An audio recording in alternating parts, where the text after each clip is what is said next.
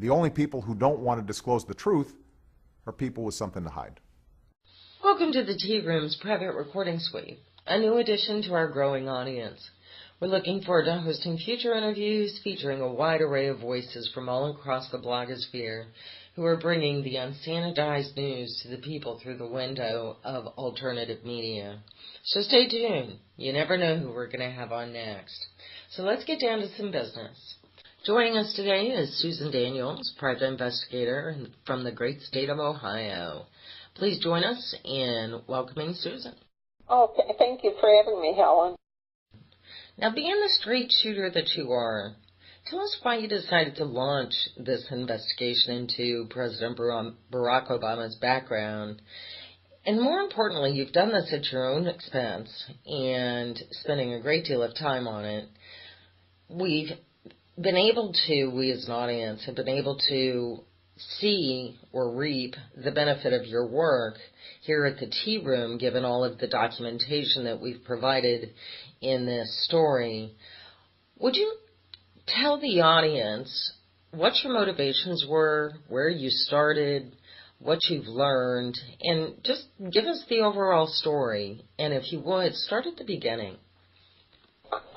I became very unhappy with the new administration early on, and it was something about them immediately pushing to have all these, the TARP money passed, the stimulus bills passed. Everything had to be done in a rush. Everything was in a hurry. Immediately, red flags started going up for me. I thought, wait a minute, this guy just got into office. The first executive order that he signs is to prevent anyone from accessing his personal information. I had a problem with that, and then the rush with all this money. And one of my clients and I were talking one day, and he had come to the same conclusions I had. We didn't like the direction things were headed. And he said that he wanted me to look into it. And I said, sure, I said, I'm going to find anything. But I said, yeah, okay. Anyhow, to my astonishment, there are databases, and then there are databases. The ones you can access are nothing like the ones that I can access. Lawyers, private investigators, law enforcement, there are databases that are far more accurate and far more consuming than the public can access. So I started looking at some of them. Well, the larger and more well-known databases, there was no information available, as I expected. But there were some smaller ones that I tried, and lo and behold, I pull up Barack Obama. All I had entered was Barack Obama, Chicago, Illinois, and up comes his Social Security number. Immediately, I knew it was fraudulent, and the reason is I've done this work for now 16 years, and it said issued in Connecticut, and immediately I knew something was wrong. I knew that in the years 77 to 79, when it was supposed to have been issued, and it actually was issued probably somewhere around March or April of 77. I figured that out by getting the information about the number directly in front of his, which was obviously issued in Connecticut, because that person is now deceased, and once you die, there is no expectation of privacy.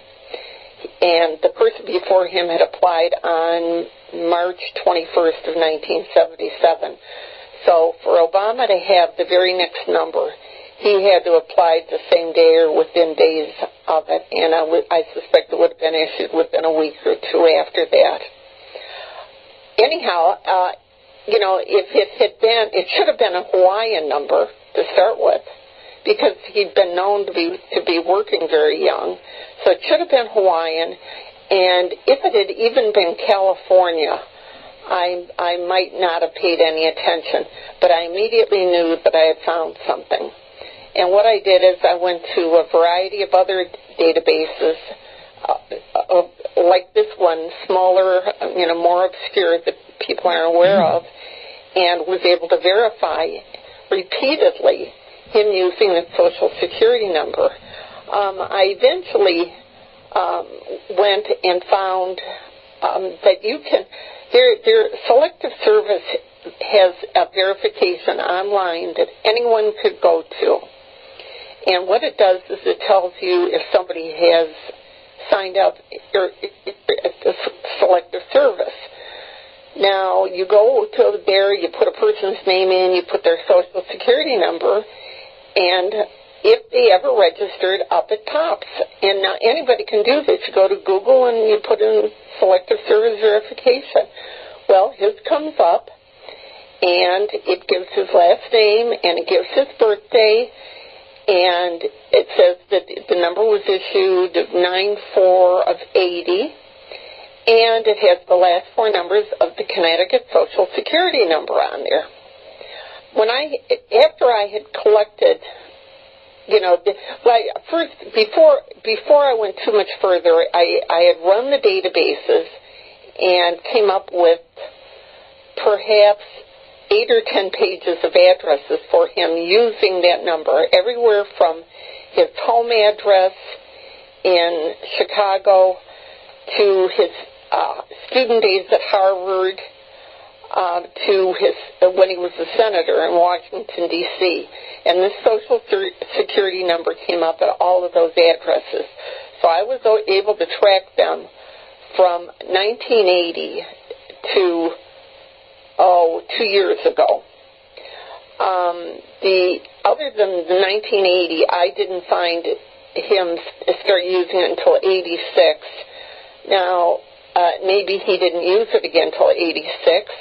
I believe the Selective Service application is fraudulent, and the reason I say that is someone has now posted it online, the registration letter that he received after allegedly signing up for a Selective Service.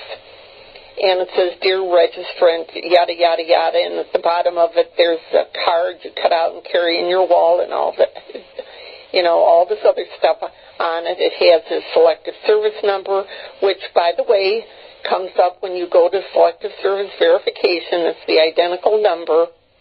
It also had his complete Connecticut Social Security number on there, his date of birth.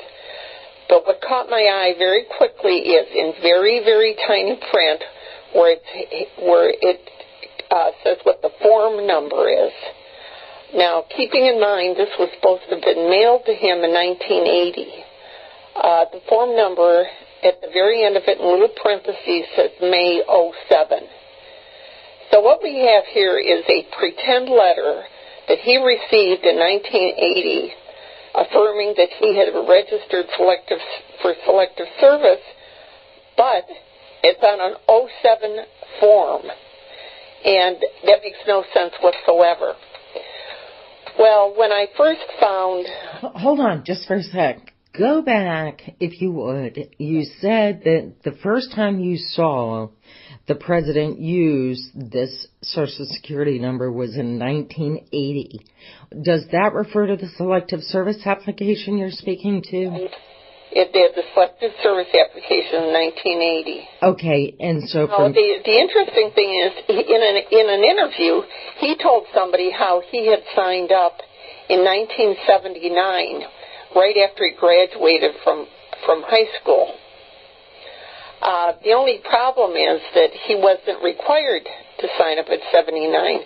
From 75 to 80, it was not mandatory to sign up for Selective Service. And he said he signed up in 79, which he obviously didn't, if you believe the Selective Service verification that says he was issued his number in September of 1980. Okay, so in 1979, Right. He states he applied for selective service. Oh yeah, he signed up right away. You know, he's such a good citizen. Yeah, he signed up right away, Okay. even though he wasn't required to. Okay, But so he didn't say he wasn't required to because he didn't know he wasn't required to. right. So he says to someone via an interview that he did this. He signed up for selective service in '79. Right. The application form that you're referring to that is on the website, or on a particular website, which we will provide links to below this interview.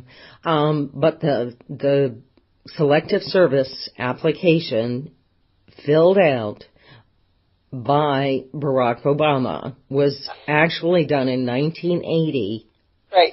And the letter of receipt shows the little teeny, the little writing that you referred to as being sent in 2007.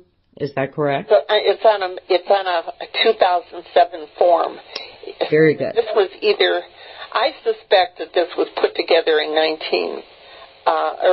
2008.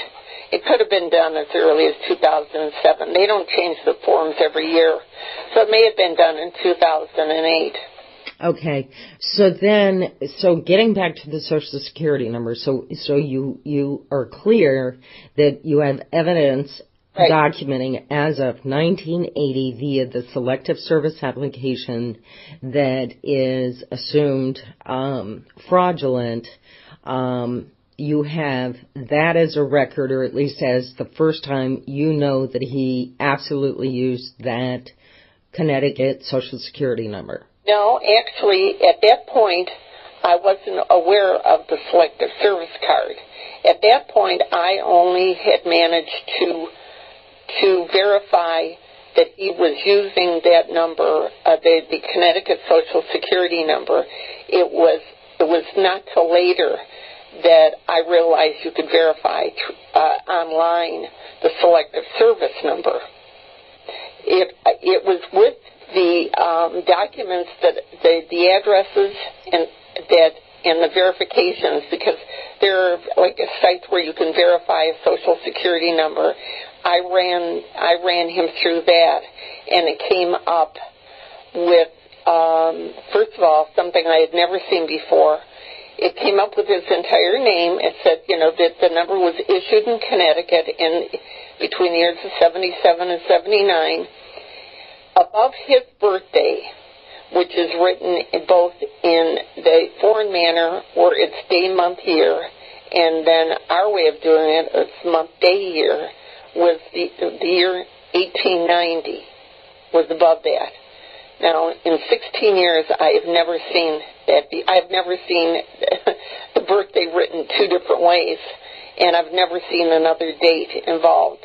And that's when I started thinking that this is a number that was assigned to somebody previously that he is now using. I took this information and I tried. In fact, I not only tried, I did. I sent it to Rush Limbaugh. I sent it to Glenn Beck. This would have been in September of '09, and never heard a word back from either one of them. Not a hello, goodbye, you're crazy, don't ever write to me again. Glenn Beck's I sent to his attorney/agent in New York, and they promised to forward it to him. I never heard a word back. So I knew that I couldn't go any further because I knew I had no way to access any information from Social Security. So what I did is I started looking around for a lawsuit. I knew that dozens of them had been filed questioning his eligibility. And I knew if I found one that was had not been dismissed, that was still active, that the attorney involved might be able to, under discovery, get the necessary documents from Social Security. Well, it looked like that case was going to go forward. Unfortunately, it was in a federal court in Judge David Carter's courtroom. 2 weeks before he dismissed the case. He or somebody hired a law clerk named Siddharth Vellamore, who was from the law firm Perkins Coie in Seattle. Siddharth Vellamore himself came from Mercer Island, which is where Obama's mother and her family lived. They had, as I said, they had represented Obama in any numbers of lawsuits, and I think I saw numbers recently that, made in excess themselves of $1 million. Several $1 million have now been spent with him trying to defend these lawsuits about his eligibility instead of just coming out with his birth certificate. So you sought out a lawyer who had a case that was alive and possibly going before a judge. Tell us about what steps you took to try to get this information before, in this case, before Judge Carter. Well, first of all, I called the attorney, and the attorney was not interested. And I said, well, I found him using what I think is a fraudulent Social Security number. And she said, well, I have that. And I said, oh, okay, well, then never mind. And then said, well, I have the first 5 numbers. And I said, well, I have the whole thing. So I was asked to submit an affidavit for the court, and did. I sent my supporting documents, and then the case was dismissed. And I thought, well, maybe we've hit a roadblock here, but this is definitely not the end of the road. So I started enlisting the aid of other people to try and find, any information that they could find. And that's when, I came across things like, the registration letter from Selective Service, the verification through online Selective Service, and it always keeps coming up with him using a Connecticut number, and there is no way, no how, ever, that he could have a Connecticut Social Security number. It cannot happen.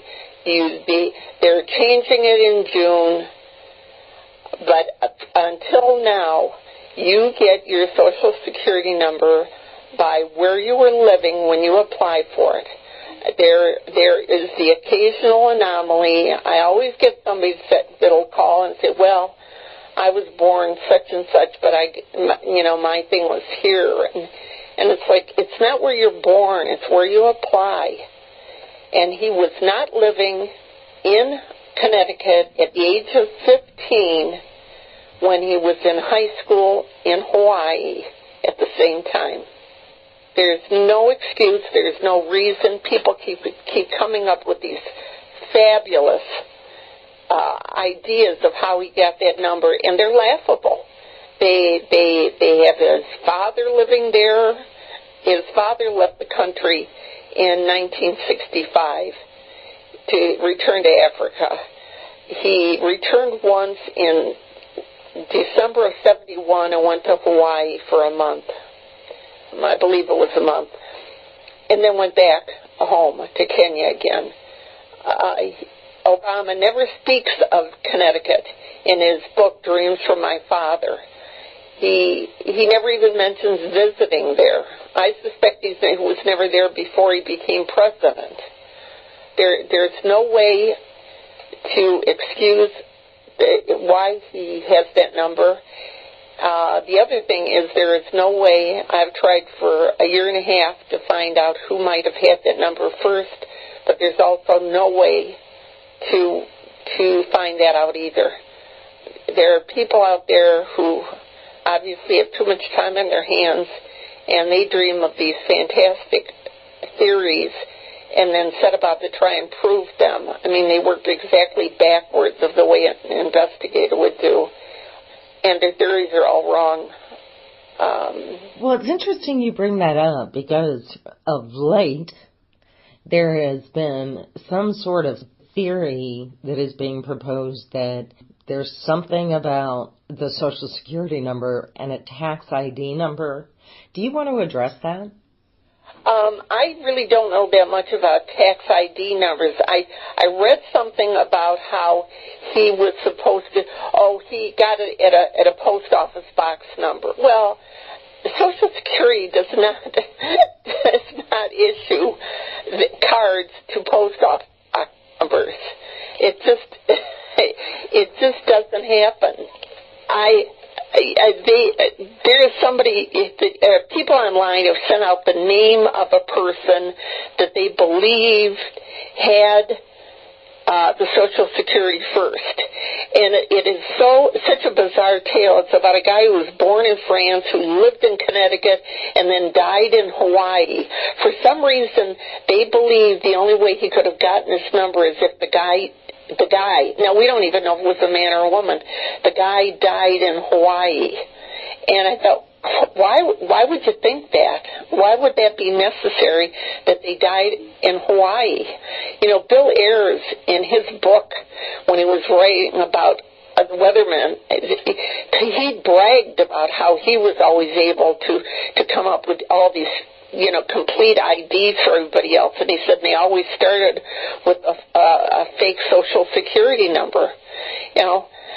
I would be looking at him as the guy who supplied Obama with the Social Security number.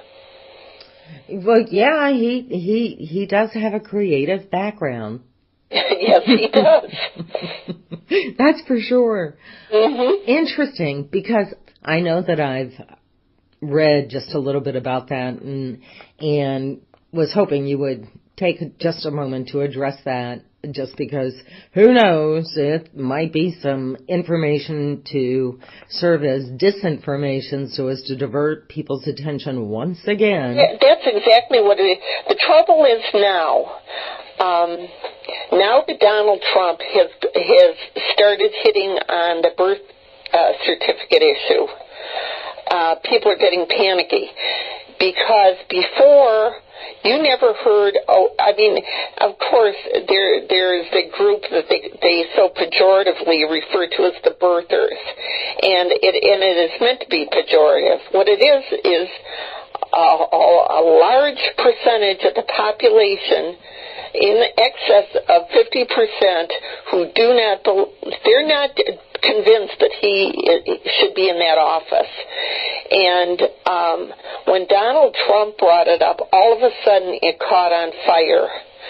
Well, I'm hoping that he realizes that the Social Security number may be a bigger issue than even the birth certificate. Because I predict that a birth certificate is going to show up before long. And I predict also that they will not allow it to be forensically examined, and that they won't have medical records to... Oh, now wait a minute. We know that Annenberg Fact Check will do a thorough forensic study of that birth certificate. Oh yes, and there's those are people to be trusted. I'm sorry, I just needed to interject that. Yeah, of course, and then everybody will say it's been checked and it's fine, and it's not. It won't be fine. What I have tried to do is I sent last week to Mr. Trump a package that I hope whoever goes through his mail sees fit to forward to him, because I sent all of the documents that I have collected that prove what my allegations are, that he is using a fraudulent Social Security number and has been for a long, long time. There is one piece of evidence I have that I've given to a number of people to hold just in case, and It also shows it's a government issued document, and it shows the Connecticut Social Security number on it. I don't talk about what it is only because in case there are ever congressional hearings, which I don't think that there is anybody in Congress who has the courage to even suggest such a thing. But if they do, I want to be able to tell them where to go find this document, and I want it to still be there. And if I tell anybody what it is, it'll be gone before the sun goes down tonight. Oh, yeah, you can count on that. And you're right, when it comes to Congress, what was it just last week, Michelle Bachmann comes out and says, any focus on the birther issue is just a waste of time. I saw that, and for the longest time, I thought if she ends up as like a vice presidential candidate, I'm voting for her.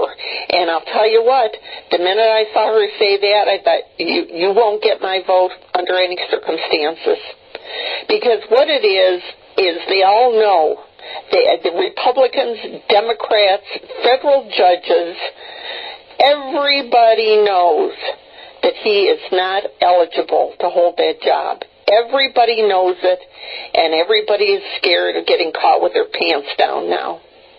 I also sent last week, not only to the Trump Organization, but to the Department of Justice and the Social Security Administration,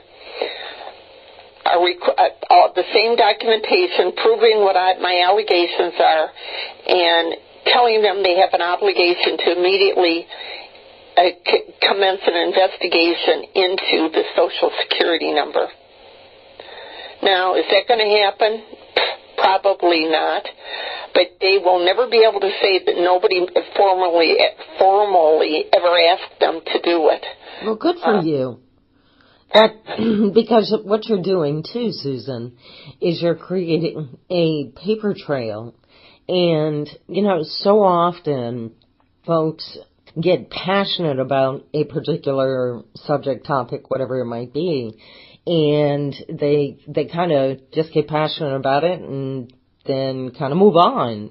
Whereas with you and so many others, we're doing everything we can to create that paper trail, to document everything we can get our hands on, so as to demonstrate, like you said, the sheer insanity of anybody even suggesting that this gentleman who sits in our White House has eligibility issues. And it's not, and this is where, if I indulge me just for a moment, this is where I probably get more annoyed than anything, and that is, personally, I think Barack Obama is a very likable person. I don't have anything on a personal level pro or anti the president. It's a question of the Constitution, and unless that document has somehow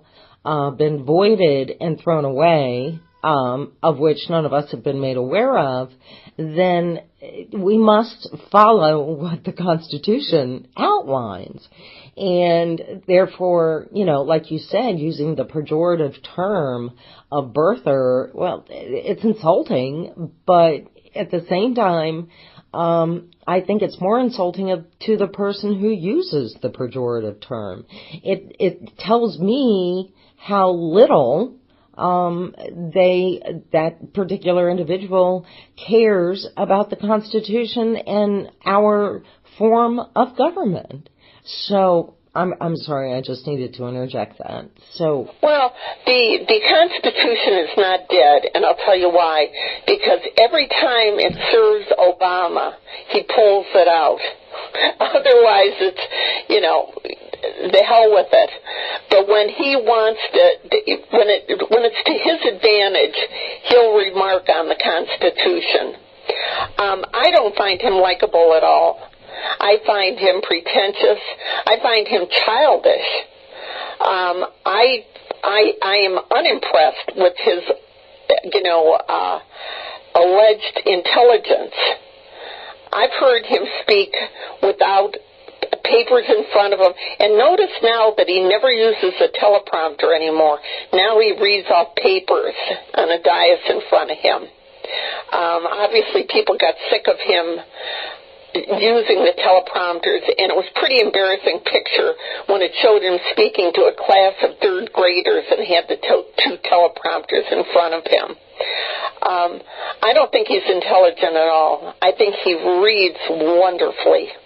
I think he would have made a great actor, and in fact is a great actor. He's playing the role of the President of the United States.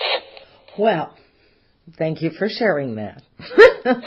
You're welcome. Is there anything else that you would like the listeners to know with regards to next steps, other work you might be engaged in with regards to this? Is there anything else, or is there a parting comment that you would like to share with me? Well, I intend to pursue these packages that I sent off. I sent it off to Eric Holder and the guy in charge of the criminal division of the Department of Justice, and I sent it off to Astru and O'Carroll at the Social Security Administration. If I don't hear anything in a week or so, I intend to follow up on that and ask them what they intend to do. I do send everything, certified, so I can follow the stuff, and I know that 2 of the packages arrived today. I expect the other 2 to get there tomorrow. I'm not going to stop. I mean, there's no reason to. There is a truth in here somewhere, and I think that the Obama supporters, when the truth comes out, will not like what the truth is, and in fact will probably never admit what the truth is, even when they hear it. I am going to try and follow up with Mr. Trump's office with the letter. If maybe I can send it to him. Maybe if it's more personal and confidential, he'll get it. I don't know. I'm hoping to hear back from them. I'm not done. I know what I've found. I know that there is no reason why the President of the United States is using a phony Social Security number. I know there is no way he legitimately got it. I believe he had one before. He should have a Hawaiian one, like his half-sister does. I'm not done, and I encourage anybody to if they believe they can do something to help, do it. Do everything the right way. Do everything. You do not do anything the wrong way. And when I say that, I mean illegally. I wouldn't dream of doing that. And I wouldn't want to see anybody else do that, because you will end up in trouble. I, from time to time expect a knock on my door with people accusing me of trying to cause problems for the president. What I'm trying to do is, I'm a seeker of the truth. I'm like you, Helen. All we want to do is point out the truth, and I'm not going to stop until somebody can prove to me that I'm wrong. And so far, in a year and a half, nobody has been able to do that. Well, very good. And something tells me nobody will be able to do that. No, they won't. I'd have to be a crazy person. I mean, completely off my rocker to make these kinds of allegations against the President of the United States if I didn't know what I was talking about. Yeah, and one thing you are not is off your rocker, that's for sure. I don't think so, but I could probably bring forth a couple of people that might disagree. Yeah, well, children don't. Your own children don't count. That's right. They're not allowed to have an opinion. No. So with that, Susan, I thank you so much for your time, and this has been certainly elucidating, and hopefully it's going to help clean up the record a little bit, and hopefully more information flows and more investigative work that you come upon, you'll come back and share that with us. And with that, Susan, thank you and have a great afternoon. Thanks, Helen. I appreciate you giving me the time. The only people who don't want to disclose the truth are people with something to hide.